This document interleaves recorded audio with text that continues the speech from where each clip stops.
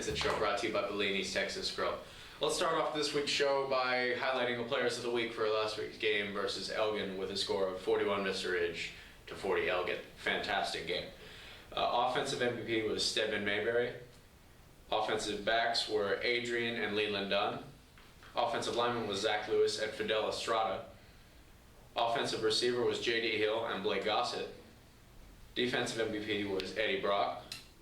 Linebackers were Jamison Gerasi and Jamie Fagley. Secondary MVP was Jordan Benford. Defensive line was Isaac Higgins. Special Forces was P.J. Greddy. And the Hammer Award went to Adrian Duncan. Also, last week, because of the weather, we were able to get only one game in. Our JV Red was able to go to Elgin and get a win.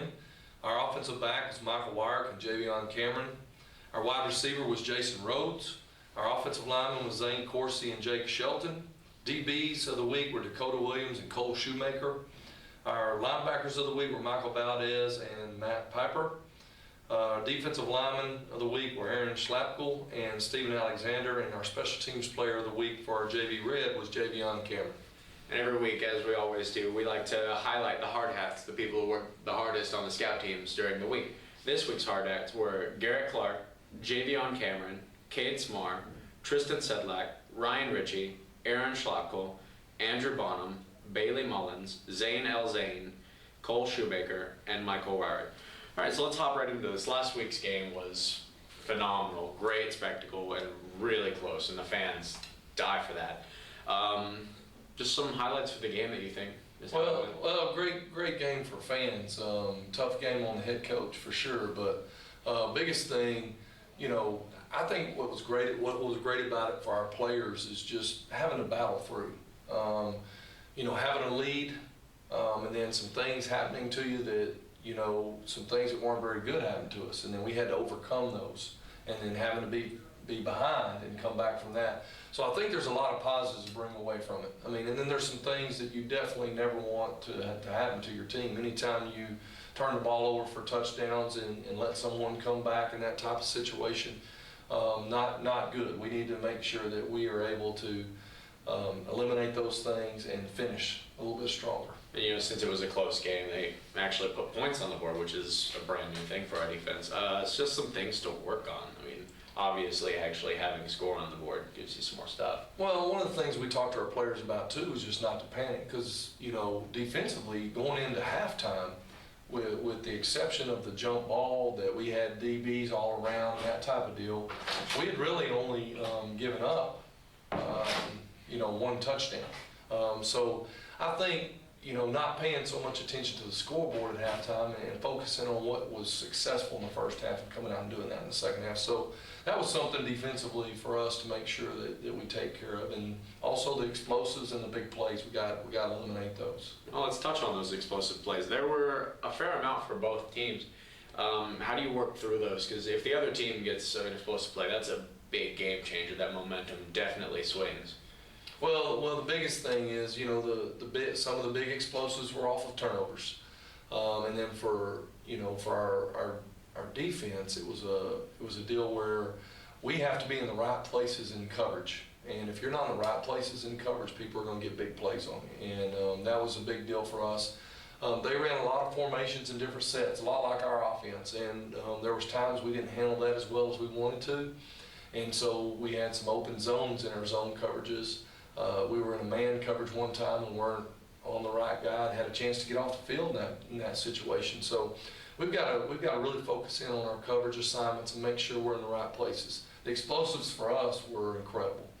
You talk about game changers, you talk about reacting. Our offense reacted well to the situation in that second half and had some really big plays. The big touchdown pass to J.D. Hill, big explosive and one that really got things going back the other way. So the momentum that our offense handled in the second half was outstanding. Now let's talk about that final drive. We couldn't go this show without talking about it. It was really good. Just what went through your mind before the interception and then as soon as Jamie Fagley made that one? Well, I'll tell you, our last offensive drive, was incredible, because when you think of 4-minute offense, 2-minute offense, 1-minute offense, you think of throwing on the edges of the field and that type of deal. And for us to be able to run the ball and do the things we did right down the field was amazing. And then towards the end, we get in more of what we call a victory defense, but a tighter victory defense, because we had to keep them out of field goal range. And I thought our kids did a pretty good job of executing that. And of course, the big interception to end the game at the end was a great job by Jordan Benford, and really good for our defense to get off the field in that situation and not let them have the field goal. Definitely. So now let's switch gears to McCallum here. They run a similar defense to Elgin. How do you coach that? Because we've already gone over everything that there is to see. Do you just rep it, or what goes on? I think it is identical. And Coach Brown and I had a long talk about their defense. I think as an offensive staff, what you do is you find different ways to attack the same defense, because it's different players. There might be certain players that you can see maybe a weakness or a strength that a player has, and some of your offense is based on that. But for the great thing for our offensive line and our backs that are blocking, it gives them a chance to block the same front another week and just get great at what they do. Now we get down to the finer details of our offense and make sure that we're in good shape. And then the other thing that you got to be ready for is McCallum will probably have a new wrinkle of some type defensively, so our offense has got to be prepared for that. Right, totally. And McCallum is known for having a pretty powerful offense. How do you prepare your guys for that? Well, they do. They have a great quarterback this year. He can hurt you with his legs and with his arm. And then they have really good receivers that they bounce into the backfield and use them in different ways.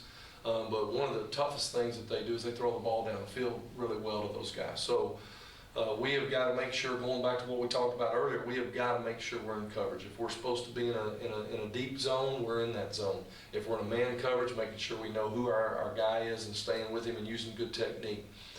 So to me, the biggest thing with teams that are as athletic as McCallum, we've got to tackle well in space, great open field tacklers, and then we've got to make sure we don't give up any big plays in the passing game.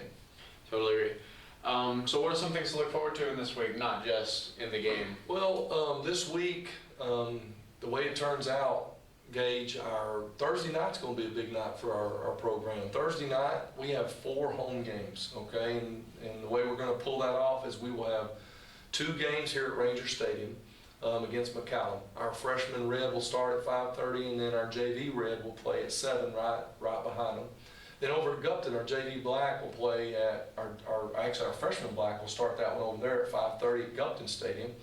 And then our JV Black will play right behind them at 7 o'clock over there at Gupton. So the times are 5:30 and 7. Got a group going at Ranger Stadium, got a group going at Gupton. A lot of football on Thursday night for everybody, and then hopefully everybody will make the trip down to House Park. It's a pretty neat setting. The fans are right on top of you, right downtown Austin. I think it'd be a great atmosphere, so hopefully everybody will make the trip down Friday night to watch our varsity play. Totally, and it'll be a great game indeed. All right. We'd like to thank Bellini's Texas Grill for sponsoring the show, and we'll see you guys at the game.